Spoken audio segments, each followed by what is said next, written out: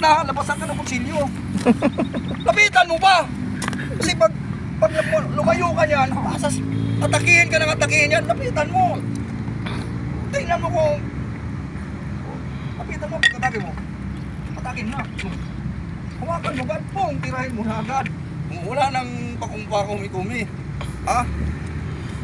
Kung halimbawa, ng kutsilyo, tapos ayun toy, yan ay delikado.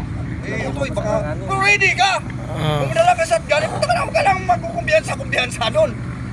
Kung ano man, hindi pag tirong, kasi paghawak, tuturuan ko din kayo ng ano ha, paghawak ng retention, pagsakpang, tayo naman ng ano, pagsak dyan, pung, bayuhin mo agad, pagsaksak, pak, binayo mo, di wala na yan, okay, sabay tutok, tapo ng kutsilyo, tuturuan ko kayo niyan. Tulog na yon sir. Binat mo na eh. So, Binat mo ba naman next time, Pinangahan pa no.